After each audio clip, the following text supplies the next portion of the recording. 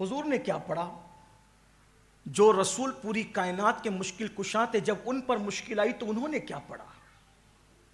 مولا علی جنہیں ہم مشکل کشاں مانتے ہیں، جب ان پر مصیبت اور مشکل آئی تو انہوں نے کیا پڑھا؟ صدیق اکبر جن کے صدقے ہماری مشکلیں ٹلتی ہے، جب ان پہ مشکلیں آئی تو انہوں نے کیا پڑھا؟ جب حضور مشکل میں آئے بظاہر وہ جنگوں کی مشکلات، تو حضور کی زبان پہ کیا تھا؟ حسبنا اللہ و نعم الوکیل، قرآن میں ہے۔ اس کو بھی ہمارے بزرگوں نے اسم اعظم کہا۔ یہ حسبنا اللہ و نعم الوکیل، یہ وہ وظیفہ ہے اگر کوئی عشاء کے بعد 450 بار پڑھنے کا عادی ہو جائے اور وہ اس پر سختی کے ساتھ عمل کرے، وہ جو سوچے گا ابھی سوچ مکمل نہ ہوگی، اللہ اس کا کام پورا فرما دے گا۔ شرط کیا ہے؟ عالم ہونا، حافظ ہونا، قاری ہونا، مفتی ہونا، ڈاکٹر ہونا، ٹیچر ہونا، کوئی شرط نہیں۔ شرط بس اتنی ہے، ایک تو یقین کا ہونا اور دوسرا حرام سے پیٹ کا خالی ہونا۔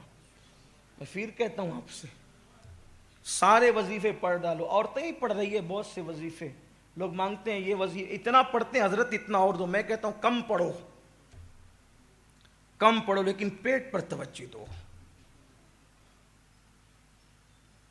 شوہر آپ کا حرام لا کر کے کھلا رہا ہے، آپ 16 سیدوں کے روزے رکھے، 10 بیویوں کے روزے رکھے، اور بھی روزے رکھیں اور بھی رکھیں، دن بھر بھوکے رہیں، شام کو حرام سے افطار کریں، لوگوں کے خون سے افطار کریں۔ غوث پاک کہتے ہیں کہ جو حرام سے افطار کرتا ہے وہ لوگوں کے خون سے افطار کرتا ہے۔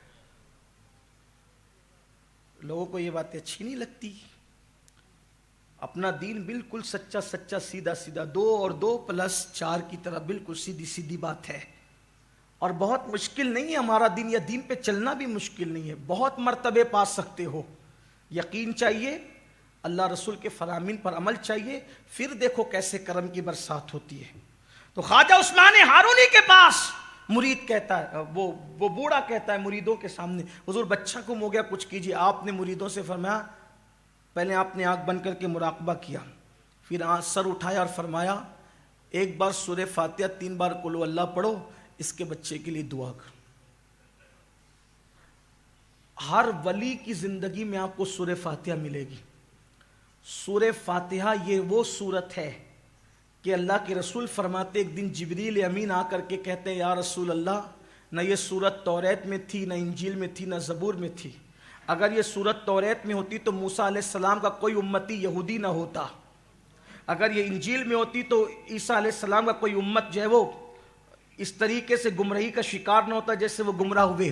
یہ سورت زبور میں ہوتی تو زبور کے ماننے کا دعویٰ کرنے والوں کے لوگ سور اور بندر کی طرح نہ بنتے۔ یہ وہ سورت ہے جو اللہ نے صرف آپ کی امت کے لیے رکھا تھا، اس جیسی سورت اللہ نے کسی کو نہیں دی۔ حضرت مولا کائنات فرماتے ہیں سورہ فاتحہ اور ماہ رمضان اللہ نے امت محمدیہ کو دے کر اتنا بڑا احسان کیا کہ مجھے یقین ہو گیا یہ امت کبھی ہلاک نہیں ہو سکتی، یعنی پوری امت پر اجتماعی طور پہ کبھی عذاب نہیں آ سکتا۔ یاد رکھے سورۃ الفاتحہ وہ ہے، سورہ فاتحہ جو پڑھے گا، جس مراد سے پڑھے گا اللہ اس کی اس مراد کو پورا فرمائے گا، جس تمنا کو دل میں لے کر پڑھے گا اللہ اس کی اس تمنا کو پورا فرمائے گا۔ سورہ فاتحہ وہ ہے کہ اگر ڈاکٹر کہہ دے کہ اس کا علاج نہیں، اس کی بیماری کا علاج نہیں، 41 مرتبہ بسم اللہ کی میم کو الحمد کی لام سے ملا کر آخری میں 3 مرتبہ آمین کہنے کا اہتمام کر کے 41 مرتبہ پڑھتے رہو، مریض پہ دم کرتے رہو، انشاءاللہ اللہ اس کو شفا عطا فرمائے گا۔ لیکن پھر کہتا ہوں شرط یہی ہے پیٹ حرام سے خالی ہو اور یقین کی دولت حاصل ہو۔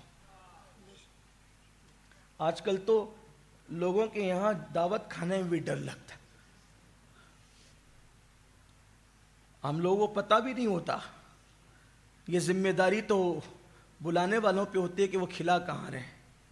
ہم تو اس نظر کے ساتھ جاتے لیکن ڈر لگتا ہے کیونکہ اللہ کے رسول علیہ السلام نے اس دور کے لیے فرمایا کہ سود اتنا عام ہو جائے گا، اتنا عام ہو جائے گا، اتنا عام ہو جائے گا کہ جو لوگ سود میں ڈوب جائیں گے، لوگ سود میں ڈوب جائیں گے، اور جو بچنا چاہیں گے، جو نہیں بچنا چاہیں گے تو ان کا تو کوئی میٹر ہی نہیں، ختم ہی ہے، لیکن جو بچنا چاہیں گے سود کے گرد و غبار ان تک پہنچ کر رہیں گے۔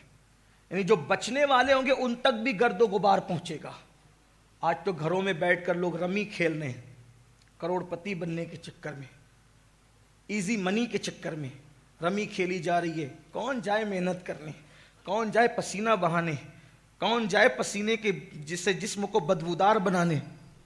گھر میں بیٹھو، گھر میں بیٹھ کر کے ایزی منی کماؤ، عیش کرو، آرام کرو۔ اسلام یہ نہیں سکھا۔ اور پھر ایڈورٹائز کرنے والے بتا رہے ہیں، اس کو کار مل گئی رمی کی وجہ سے، اس کو بنگلہ مل گیا۔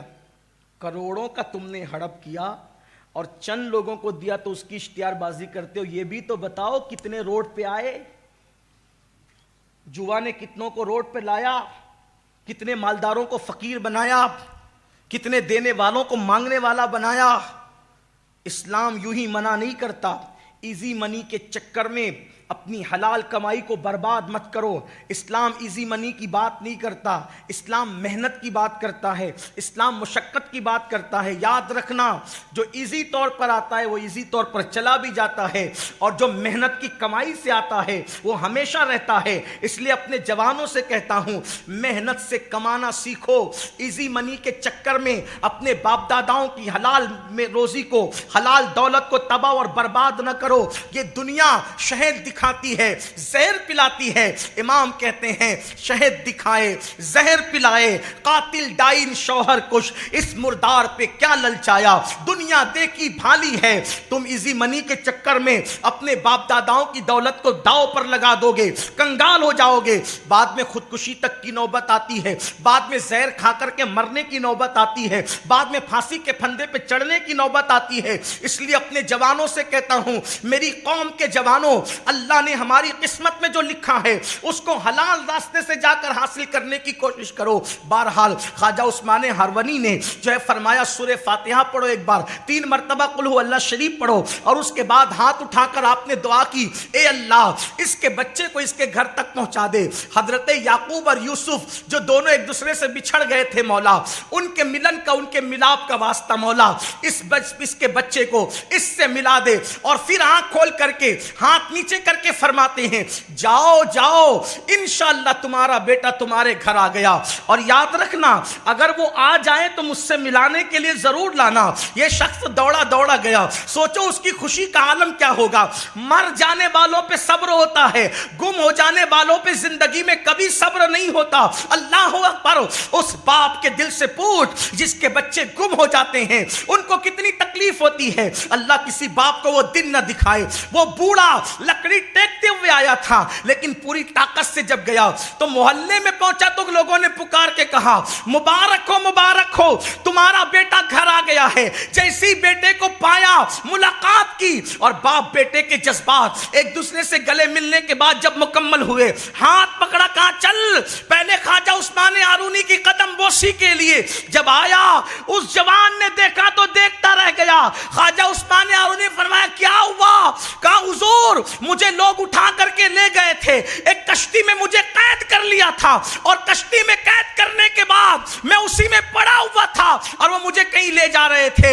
ایک بزرگ آئے اور مجھ سے کہا کہ تو یہاں سے اٹھ، میں اٹھا تو انہوں نے ہاتھ لگائی تو زنجیریں ٹوٹ گئی، اور اللہ اکبر، پھر انہوں نے اپنے پیروں سے میرے پیروں کو مس کیا اور فرمایا آنکھیں بند کر۔ میں نے آنکھیں بند کی، پھر کہا آنکھیں کھول، تو میں نے آنکھیں کھول دی تو میں نے اپنے آپ کو اپنے گھر میں پایا۔ تو اس نے کہا مگر اللہ کی عزت کی قسم میں حیران ہوں، وہ کوئی اور نہیں تھا، وہ تو آپ ہی کی صورت۔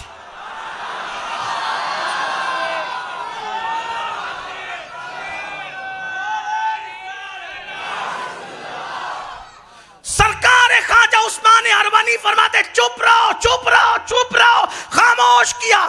میرے اور آپ کی طرح ہوتا تو سینہ پھلا کر کے، جیسے کچھ بگڑے ہوئے لوگ کہتے ہیں کہ میری چھاتی بھی 56 کی ہے، تو وہ بھی 56 کی چھاتی بنا کر کے کہتا کہ دیکھا میری کیا کرامت ہے۔ لیکن ولی کرامت چھپایا نہیں کرتے، ولی کرامت کو چھپایا کرتے۔ ولیوں کی پہچان تو یہ بھی ہے نا کہ وہ چھپانے والے نہیں ہوتے، وہ تو کہتے ہیں کہ چھپاؤ، اس لیے کہ جس کو یار کا پتہ ملتا ہے پھر وہ مجمع میں نہیں آتا، وہ تو مجمع سے بھاگتا ہے۔ مجمع کا شوق اس کو ہوتا ہے جس کو یار نہیں ملتا۔ غریب نواز فرماتے ہیں یار کا پتہ ملتا ہے تو یار کا پتہ ملنے کی پہلی پہچان یہ ہے کہ وہ سب سے بھاگ کر تنہائی میں جاتا ہے، اس لیے کہ دو عالم سے کرتی ہے بیگانہ دل کو، عجب چیز ہے لذت آشنائی، شہادت مقصود مطلوب مومن، نہ مال غنیمت نہ کشور کشائی۔ تو اس بوڑھے باپ نے کہا اچھا آپ نے یہ کام کیا؟ آپ نے وہ چپ رہے۔ تو پھر اس نے کہا کہ آج بھی ایسے اللہ والے موجود ہیں دنیا میں جو اتنے بڑے ہو کر اپنے آپ کو چھپاتے، انہی کو خواجہ عثمان ہارونی کہتے ہیں۔